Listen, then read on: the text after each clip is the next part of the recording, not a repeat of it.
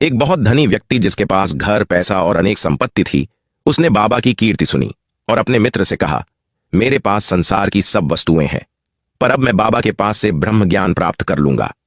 मित्र ने कहा, तुम अभी भी अपनी स्त्री, संतान और धन के मोह में हो, और जिसने कभी दान भी नहीं किया वह ब्रह्म ज्ञान कैसे प्राप्त कर सकता है। अपने मित्र को अनसुना कर वह शिरडी गया और बाबा के चरणों में प्रणाम करके बोला, मेरे पास संसार में सब कुछ है, आप मुझे ब्रह्म ज्ञान दें। बाबा बोले, आज मैं बहुत खुश हूं। मेरे पास धन, दौलत और संतान के आशीर्वाद के लिए तो बहुत लोग आते हैं, परंतु ब्रह्म ज्ञान के लिए आने वाले दुर्लभ हैं। मैं शीघ्र ही तुम्हें ब्रह्म ज्ञान दूंगा। यह कहकर बाबा ने उसको इधर उधर की बातों में लगा दिया और एक बालक को नंदू मारवाड़ी के घर से 5 रुपए लाने को भेजा। बालक लौट कर आकर बताता है कि नंदू घर पर नहीं है। फिर बाबा ने दूसरे व्यापारी के यहां पर बालक को भेज दिया, वह भी घर पर नहीं था। इतने में महाशय यह सब देखकर बोले, बाबा कृपया मुझे शीघ्र ब्रह्म ज्ञान दे दो, मुझे देर हो रही है। बाबा बोले, क्या तुम्हें इस नाटक से कुछ समझ नहीं आया?